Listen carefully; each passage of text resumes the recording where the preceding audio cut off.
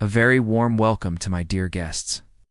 What you are about to see in this video is merely a gateway, a glimpse, a single spark from a magnificent fire. This is a summary of the Brothers Karamazov Dostoevsky's final masterpiece, and one of the greatest works ever written in the history of human literature. Let me be honest with you. No summary, no matter how masterful, can truly convey the pulse of this novel, the depth of its questions, or the fire of its conflicts. Here, you will not hear Ivan scream, feel Alyosha's anguish, or witness Dmitri's madness. Not in the way you will when you read it for yourself. This video is simply an invitation to wonder, to think, and perhaps to embark on a journey that will change how you see the world and yourself. So if what you hear intrigues you, don't hesitate. Read the novel, slowly and with an open heart. And now, let us begin this prelude into the world of the Brothers Karamazov. Important note for the viewers. You may notice that the characters' images shift as the summary unfolds, and this transformation is no coincidence. It's a deliberate attempt to break free from the confines of a single, fixed portrayal. In the world of the novel, no character can be reduced to one face, one costume, or one frame. They evolve with their inner turmoil, with the rise and fall of events, with the gradual unveiling of their deeper layers. Thus, each image becomes an extension of meaning, not a mere visual replica, but a reflection of the soul in motion. The Brothers Karamazov is a philosophical, psychological, and tragic novel written by Fyodor Dostoevsky late in his life and first published in 1880. It is considered one of the greatest literary works in the history of world literature. The novel delves into themes of faith and atheism, morality, freedom, justice, love, crime, and punishment, all set within the dramatic framework of a family torn apart by internal and intellectual conflicts. The novel poses profound questions, such as, can a human being be moral without faith? Is God just? And why do the innocent suffer? What is freedom, and what are its limits? Consequently, it can be considered a work of existentialist literature more than absurdist literature, though it contains deep undertones that pave the way for and touch upon the absurd. Through his characters, Dostoevsky presents a range of philosophies. 1. Fyodor Pavlovich Karamazov, the degenerate father, a corrupt and sensual man who neglects his sons and incites hatred and animosity around him. 2. Dmitri Karamazov, Mitya, the eldest son, who embodies chaos and pleasure. He has a violent, sensual nature and a love for money and women. 3. Ivan Karamazov, the second son, who represents atheism and intellectual rebellion. He carries a deep spiritual crisis and poses philosophical questions about God, evil, and justice. 4. Alyosha Karamazov, the youngest son, who represents profound faith. A devout monk, he is a symbol of goodness and spiritual purity. 5. Pavel Smerdyakov, the illegitimate son and the family servant. He is mysterious, disturbed, and harbors a silent hatred. 6th, Grushenka, a captivating woman who represents sensuality and for whose affection the father and son, Dmitri, vie. Key events of the novel. The beginning. A house without a father. The novel opens in the shadow of a broken family. The Karamazovs, united only by name and blood while being divided by life, principles and personalities. At the center stands the father, Fyodor Pavlovich Karamazov, a lewd, cynical drunkard who cares only for pleasure and money, possessing none of the qualities of a father. He fathered 3 sons by 2 different wives, only to abandon them to face life alone. His absence was not merely physical, but moral and spiritual, making him a symbol of the absent father who bequeaths nothing but his name and his sin. Dmitri, the eldest, grew up without genuine care, passed among strangers, carrying a deep-seated anger toward his father. He stumbles through life, torn between his fierce nature and sensual impulses. After serving in the army, He returns to town to claim his inheritance from his deceased mother, a promise his father made and later rescinded. Dmitri feels his father is deliberately denying him his rights, and his tension mounts when he discovers the old man is also his rival for the love of Grushenka, a seductive woman who torments his heart, tearing him between desire and salvation. Ivan, the middle son, had a less turbulent childhood but was no less lonely. Also raised by strangers, he was distinguished from a young age by his extraordinary intelligence and analytical mind, which drew him to literature and philosophy. He returns to town at his father's invitation, not out of longing but out of curiosity, seeking answers to internal crises he won't admit. He appears outwardly composed, but a terrible spiritual conflict rages within him. Alyosha, the youngest, sought refuge in a monastery to escape the chaos his father created. He lives at peace with his faith and becomes devoted to the elder Zosima, seeking in his teachings a deeper meaning of goodness. His return to the family home is not for material gain, but to honor the elder's wish that he help reunite the feuding family. He will soon discover, however, that returning to the house of Karamazov is like entering a forest of fire. From the first chapters, it is clear the house is not a home, but a dark stage where neglect, hatred, greed, and the search for meaning intersect. We are also introduced to secondary characters who will play pivotal roles, such as Smedjakov, the morose servant and son of sin, who lives on the family's fringes, hiding a silent contempt for all. Everything at the outset is saturated with latent hostility, toxic relationships, deficient fatherhood, and men confronting their old ghosts in the mirrors of others. This is not just the beginning of a novel, but the beginning of an internal collapse, where no one knows who is the father, who is the son, and who is the awaited murderer. The conflict. Instinct versus conscience. The tension between Dmitri and his father, Fyodor, escalates to its peak. Their feud is not merely over money and inheritance, it deepens when it extends to the same woman. Grushenka, the cunning temptress who enchants them both. The rivalry becomes a primitive struggle, where Dmitri sees his father as a physical adversary threatening his very manhood and pride, not just a father who has robbed him. In a moment of despair and rage, he publicly threatens to kill him before witnesses, making him the perfect suspect when the crime is committed. Meanwhile, Ivan is immersed in a more complex realm, the world of abstract thought. Unlike Dmitri, he does not openly show his feelings for his father, but despises him in silence. He is tormented by his philosophical questions. Is there justice in the universe? Why do the innocent suffer? If God exists, how can he permit the tragedy of a small child? His moral crisis culminates in his most famous chapter, where he recounts the legend of the Grand Inquisitor to Alyosha. In it, Christ confronts the authority of the Church, which has rejected his gift of freedom in favor of control. From the heart of this crisis, Ivan utters the line that will forever echo through world literature. If God does not exist, then everything is permitted. This is not a challenge to heaven, but the cry of a tormented intellect, searching for a moral order outside of religion and finding none. On the other side of this battle stands Alyosha, the spiritual disciple of Father Zosima. He harbors no hatred, seeking instead to mend the rifts with a heart full of love and forgiveness. Yet even his faith is shaken when his teacher, Zosima, dies and his body begins to decay rapidly, contrary to the belief in its sanctity. This confronts Alyosha with internal doubt.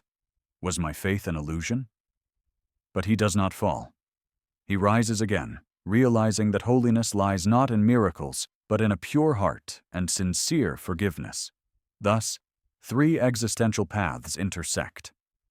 Dmitri represents the life instinct: rage, lust, envy, love, and regret.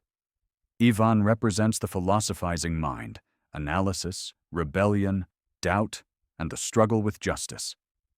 Alyosha represents the spiritual conscience: forgiveness, faith, service to others, and innocent love.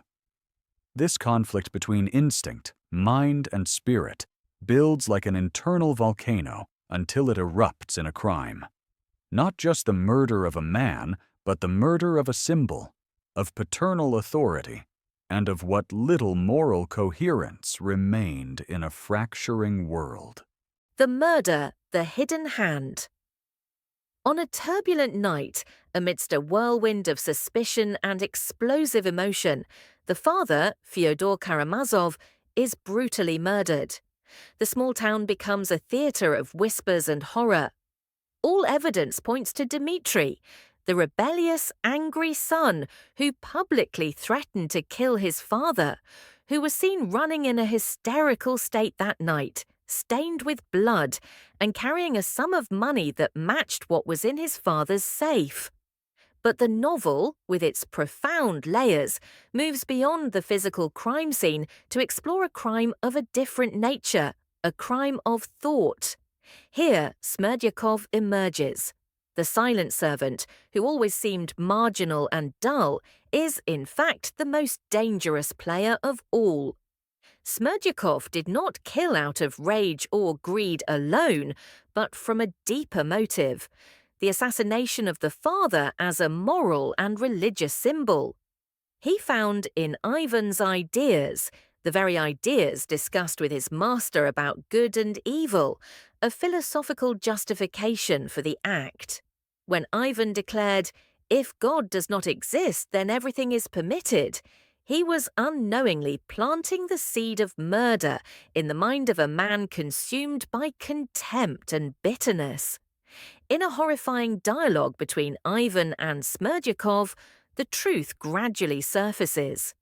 The servant understood that Ivan, though he never directly ordered the murder, had permitted it with his silence, his intellect, his contempt for their father, and his strategic absence.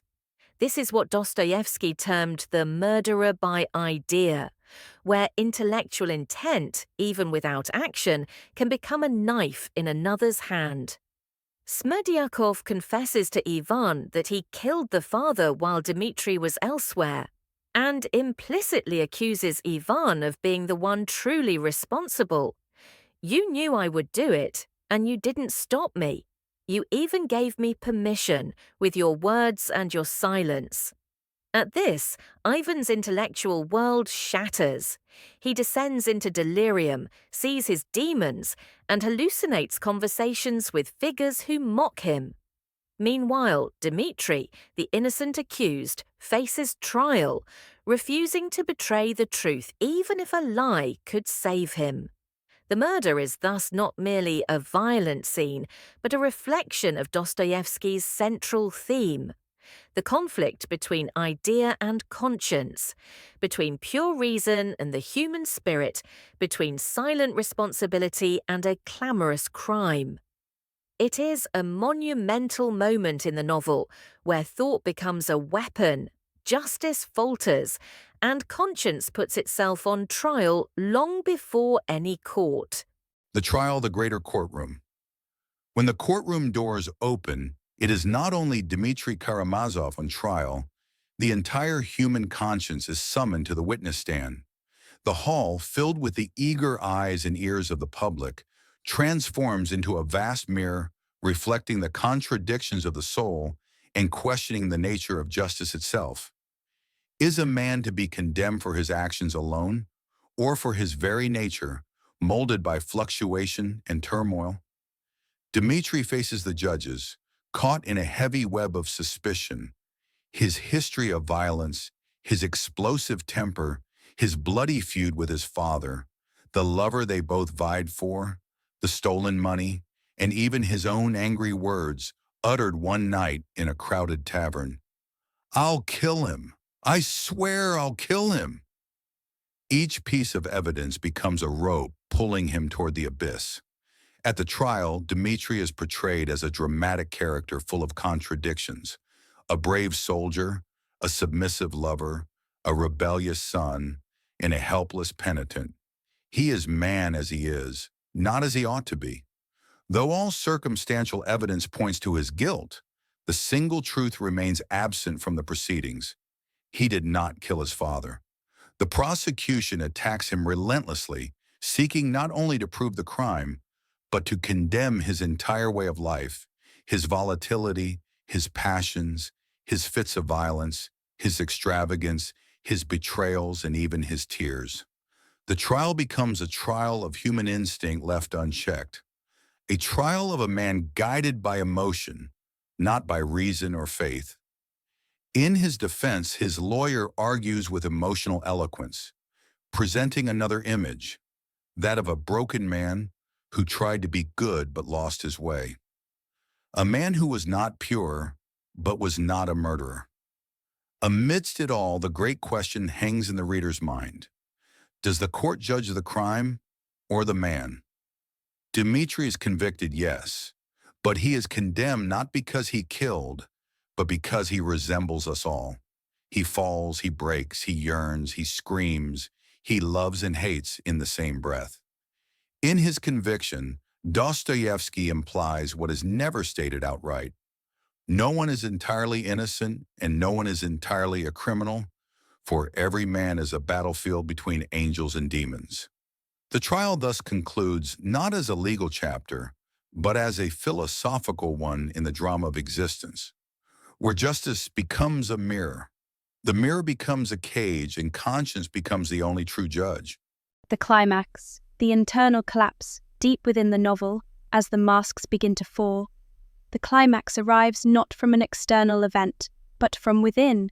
It is not a moment of violence or dramatic explosion, but the collapse of the mind under the weight of its own ideas. Ivan Karamazov, the rational intellectual who brandished his rebellion against God and justice like a banner, finally confronts Smerdyakov, the family's humble, silent servant, reveals the terrifying truth. He was the one who killed the father. Yes, but he would never have done so without Ivan's philosophy. Ivan had convinced him that morality is meaningless without God, that good and evil are mere social constructs. Once convinced, Smerdyakov acted on this philosophy and slaughtered Fyodor Pavlovich, believing he was merely carrying out the pure logic that Ivan had preached. Here the climax erupts, not with blood, but with moral shock. Ivan, who saw himself as a free thinker, now realizes he has unleashed a monster, not through an action, but through an idea. He begins to disintegrate. He sees demons, descends into delirium, and is tormented by madness in the form of a sarcastic man in shabby clothes, who claims to be the devil. They converse at length, not just about the crime, but about the absurdity of a man who thought he could become a god, only to be reduced to his original clay, fragile, fearful, and terrified of his own freedom.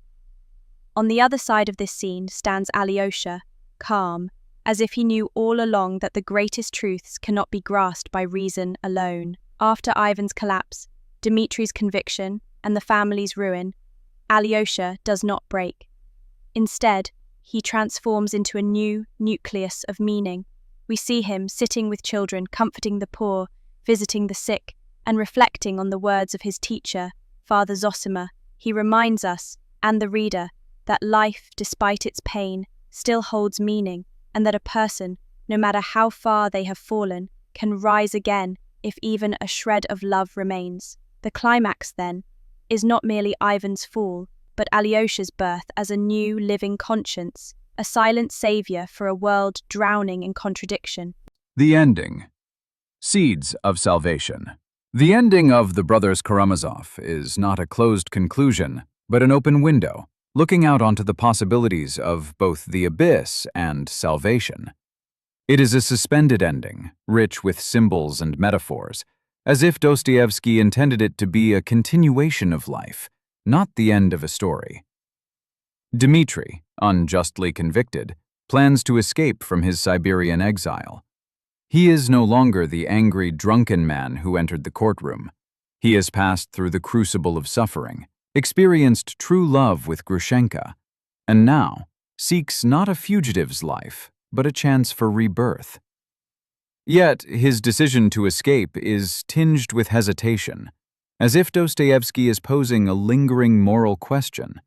Does a person have the right to flee an unjust system?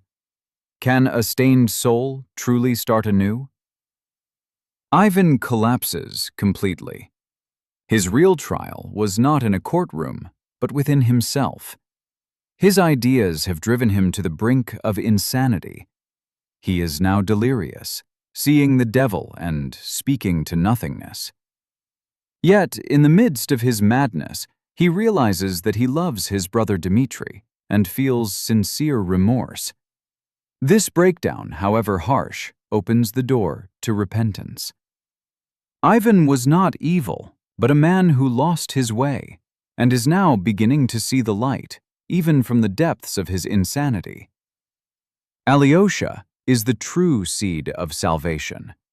In the final scene, we find him among a group of boys, weeping with them at the funeral of their young friend Ilyusha. He speaks to them with words that are not a sermon, but a small gospel for the soul. Let us never forget, and let us forgive, and remember that there are moments in life that we must live as brothers. In this simple, austere scene, the entire spirit of the novel is condensed. Hope in spite of pain, love in spite of brokenness, and faith in spite of absurdity. Dostoevsky does not offer a magical salvation. Instead, he plants small seeds in the hearts of his readers, that a person, no matter how stained by sin, can love, forgive, and begin again. The ending is not an answer, but an invitation to search, to question, and to believe in life as it is, contradictory, painful, but ultimately worth living. Conclusion: a novel that never dies. The Brothers Karamazov is not merely a 19th century Russian novel. It is a mirror for souls torn between God and freedom, reason and conscience, love and ruin. In this masterpiece, Dostoevsky presents the quintessence of his worldview and leaves the reader with a question that is timeless.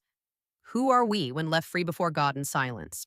Kindly, if you like our work, support us with a like, encouragement, comment, or share so that the benefit may spread.